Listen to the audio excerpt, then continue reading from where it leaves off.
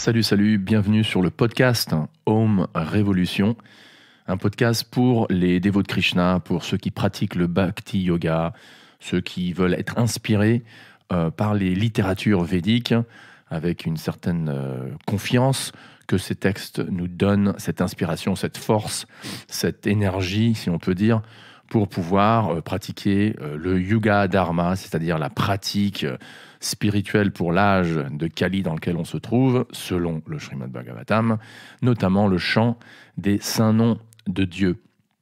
Et donc, on continue là avec notre lecture du livre Le guide complet de la Bhagavad Gita.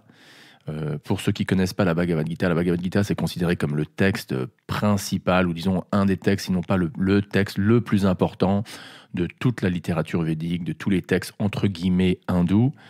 Et donc, c'est un livre incontournable, quoi. J'ai aidé à la traduction en français d'une édition écrite par Hridayananda Das Goswami, alias, en anglais on dit also known as, alias Dr. Howard Resnick, doctorat de Harvard University en sanskrit.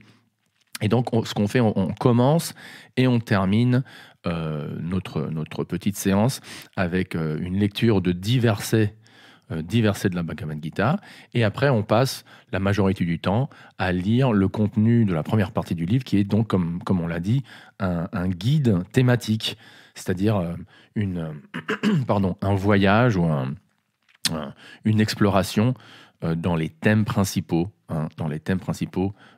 du texte. Donc commençons, on est au premier chapitre, verset 21.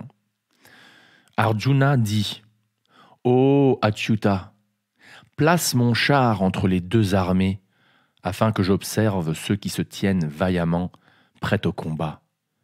Qui devrais-je affronter dans cette grande tentative de guerre? Je vois ceux qui sont ici assemblés, prêts à combattre, désireux de contenter le fils malveillant de Dhritarashtra sur le champ de bataille. Sanjaya dit: Ô Bharat, ainsi adressé par Gudakesha, Arjuna, Rishikesh plaça ce char suprême entre les deux armées. Face à Bhishma, Drona et tous les dirigeants de vastes terres, il dit: Arjuna, regarde les Kurus ici assemblés. De là, Arjuna aperçut aïeux, enseignants, oncles, frères, fils, petits-fils et amis, beaux-pères et bienfaiteurs, présents dans chaque armée. Le regard fixé sur toute sa parenté prête au combat, Arjuna désespéra. Empli d'une immense pitié, il parla ainsi. Arjuna dit: Ô Krishna, en voyant les nôtres devant nous, prêts à combattre, mes membres défaillent et ma bouche s'assèche. Mon corps tremble, mes poils se hérissent, Gandiva me glisse des mains et, véritablement, ma peau brûle. Je n'ai pas la force de me tenir debout. Mon esprit chancelle, ô Krishna, et je perçois de funestes présages. Voilà. Alors, continuons donc. Là, on est à la deuxième partie. La deuxième partie donc du texte, donc encore une fois le commentaire ou disons l'explicitation thématique par l'auteur, Hridayananda Goswami. Et donc la deuxième partie s'appelle « Les personnes éternelles et individuelles », entre guillemets, Purusha.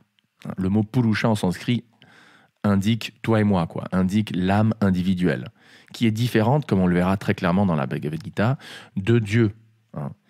Et donc c'est pour ça qu'on peut dire que la Bhagavad Gita est un texte qui est vraiment Vaishnav, qui est vraiment personnaliste, et qui n'est pas un texte avec une conclusion non dualiste ou mayavadi comme les dévots de Krishna diraient. C'est pas une conclusion où on accepte que Dieu et l'âme sont un. Non. Et ça se voit d'ailleurs dans le sanskrit même, comme l'auteur va l'expliquer ici. La Gita nous enseigne que chaque être vivant en ce monde est une âme éternelle, cloîtrée à l'intérieur d'un corps matériel temporaire. C'est comme le groupe The Police. Bon, ben, ça commence à se faire vieux parce que c'est un groupe des années 80, mais avec Sting, et il chantait We are spirits in the material world, our spirits. Nous sommes des esprits dans des corps matériels. L'auteur continue. Chaque âme a toujours existé et existera à jamais en tant qu'être personnel et individuel. Et donc là, il fait référence à le verset numéro 2 du chapitre 2. Donc, comme je vous l'ai dit, ce qu'on fait, c'est qu'à chaque fois qu'il y a une référence, on va directement au verset. Hein. Donc là, l'auteur fait référence à un verset très connu du chapitre 2 de la Bhagavad Gita, le verset 12, qui se lit ainsi. J'y vais juste là. Et là, Krishna dit « Jamais n'y a-t-il eu de temps où je n'ai existé, ni toi, ni tous ces dirigeants du peuple, et jamais ne cesserons-nous d'exister. » Donc là, il y a non seulement l'établissement que on est tous éternels, mais on est tous éternels individuellement. Et dans le commentaire à ce verset, Prabhupada dit que voilà, c'est dans le futur aussi que Krishna mentionne qu'on est éternel. Et donc si on est individuel et éternel dans le futur, ça veut bien dire que après la mort, on ne devient pas un avec Dieu. Donc l'auteur continue. Nous sommes donc, chaque être a toujours existé et existera à jamais en tant qu'être personnel et individuel. Seule l'enveloppe charnelle a un commencement et une fin, car l'âme, elle, ne saurait ni naître ni périr. L'âme est l'énergie supérieure de Dieu. Donc là, il y a deux versets, le 2.18 et 7.5. Donc allons à 2.18. Et 2.18 se lit ainsi. Il est dit que ces corps, Krishna parle au pluriel, il est dit que ces corps de l'âme incarnée, éternelle, indestructible et incommensurable, ont une fin. Par conséquent, Bharata, bats-toi. Donc il y a une fin. Donc voilà, tout a une fin. Donc moi, par exemple, je suis un peu en anxiété là, parce que je ne veux pas vous raconter ma vie, mais je suis un peu en anxiété. J'ai un peu des mini-crises d'anxiété de temps en temps pendant la journée. En plus, je suis en Inde, et en Inde, je me sens jamais vraiment très confortable matériellement, parce que on est tous un peu habitués à notre berceau physique, psychologique, culturel, géographique. Et donc l'Inde, c'est vraiment une autre planète. Mais bon, bref. Après, Krishna, il tranche, quoi. Ces corps, donc ces corps que nous incarnons, ont une fin. Donc ça va, quoi. Relax, on va tous mourir. Enfin, chaque corps dans ce monde va mourir. Donc on a tous la même fin. On a tous le même terminus du train. C'est la mort du corps. Donc calmos, quoi. Et donc voilà, le corps, lui, meurt, mais pas l'âme. Car l'âme est l'énergie supérieure de Dieu. L'énergie, donc c'est intéressant, nous, selon la Bhagavad Gita, nous sommes l'énergie supérieure de Dieu. L'énergie supérieure de Dieu. Et là, l'auteur fait référence à un autre verset très connu du 7e chapitre, verset 5, qui se lit ainsi. La terre, l'eau, le feu, pardon, ça c'est le 4. Mais bon, lisons les deux, parce que les deux vont ensemble. L'énergie inférieure, d'abord, Krishna l'a décrit ainsi. La terre, l'eau, le feu, l'air, l'espace, le mental, la raison et l'égoïsme, voilà ma nature séparée sous 8 aspects. Donc sa nature séparée ou inférieure, elle est appelée aussi. D'accord, donc ce monde matériel, la matière en général, donc qui est faite de terre, d'eau, de feu, air, mental, l'espace, c'est intéressant. L'ego, c'est une énergie matérielle de Dieu, qui constitue ce corps matériel, ce monde matériel. Mais là, le verset clé, elle est inférieure. Elle est inférieure, donc, cette nature séparée, elle est inférieure au toit, au bras puissant, mais connaît mon autre nature supérieure qui anime le monde, l'être vivant. L'être vivant. Donc c'est nous. Donc on fait partie intégrante de Dieu, et donc on est carrément l'énergie supérieure de Dieu. Donc on est divin, mais on n'est pas Dieu lui-même. Voilà. Elle fait partie, l'auteur continue, intégrante de Dieu. Prabhupada disait en anglais part and parcel. Part and parcel. S'il se traduit assez bien en partie intégrante. Elle fait partie intégrante de Dieu, de Krishna.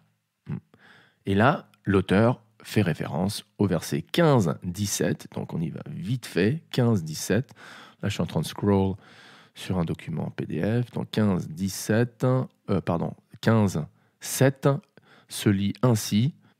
Voilà, donc 15-7 se lit ainsi. Dans le monde vivant, l'être vivant éternel, une partie de moi seul, préside sur les sens, qui sont basés sur la matière, dont le sixième est le mental.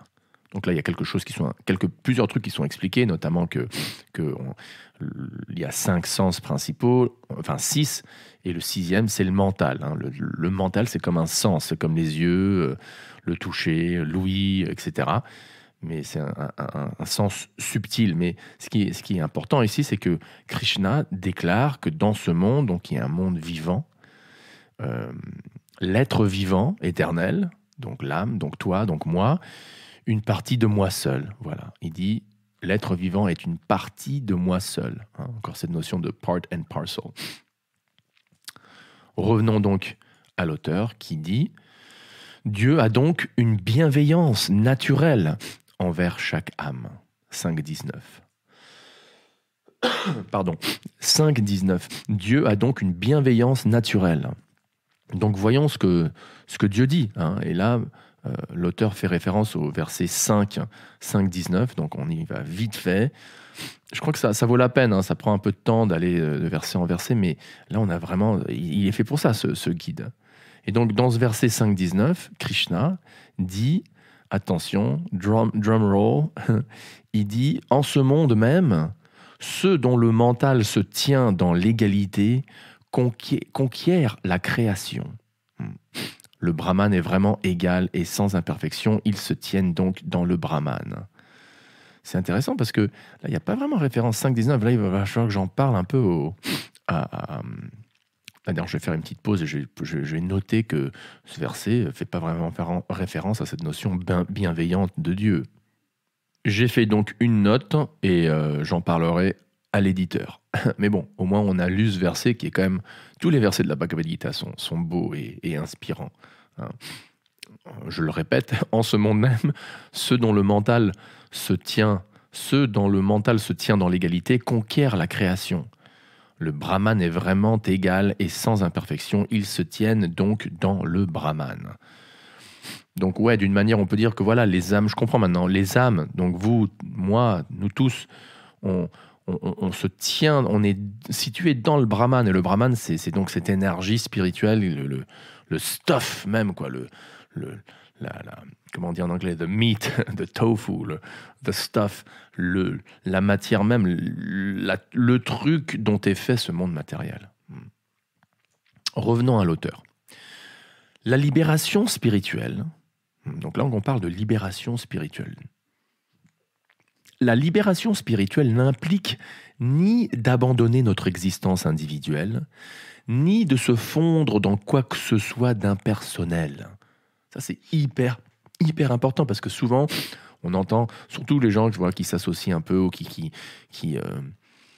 s'associent avec des mouvements un peu védiques, qui font référence aux Upanishads, aux textes védiques, au yoga, etc. Il y a cette notion, que la libération spirituelle, donc le salut spirituel, c'est d'abandonner notre existence individuelle, parce qu'on entend souvent, oui, l'ego c'est l'ennemi, mais selon la Bhagavad Gita, et on le verra un peu plus loin, l'ego, il y a 2 genres d'ego. Il y a deux genres d'ego existent. Il y a l'ego ontologique inhérent à l'âme, qui ne peut pas être séparé de l'âme.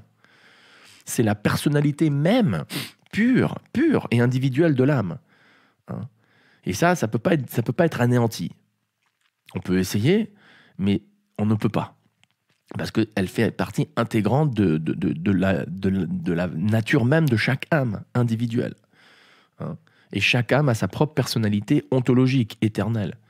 Mais après, quand l'âme tombe dans le samsara, dans le cycle des naissances et des morts, se fait recouvrir par des corps matériels, à chaque fois qu'elle est incarnée dans un corps matériel, elle s'identifie avec son enveloppe charnelle par le biais de ce truc qu'on appelle le faux ego, le ahankara.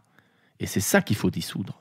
C'est ça qu'il faut dissoudre. Mais ça ne veut pas dire qu'une fois que le ahankara est dissous, ça ne veut pas dire qu'on a perdu notre existence individuelle. Donc c'est pour ça que l'auteur dit, ni de se fondre dans quoi que ce soit d'impersonnel. Hein. L'idée, voilà, on devient un, on est tous un, on devient un avec le tout, etc. L'auteur continue. Il s'agit plutôt de nous débarrasser de nos couches d'illusions afin de découvrir notre vrai moi. Voilà, ça c'est trop beau, j'adore. C'est une question, la vie spirituelle, c'est une question de se débarrasser par la grâce de Dieu, hein, par la grâce de Krishna, de nous débarrasser de nos couches d'illusions afin de découvrir notre vrai soi. Donc on enlève les couches de l'oignon, hein, pour utiliser une analogie un peu bouddhiste, mais contrairement à la croyance bouddhiste qu'une fois qu'on enlève toutes les couches d'oignons, à la fin, il n'y a rien, eh ben là, au contraire, on enlève toutes les couches d'oignons de faux égos et à la fin, au bout, il y a un noyau de conscience individuelle, personnelle, éternelle, qui a sa propre personnalité. C'est beau, non ?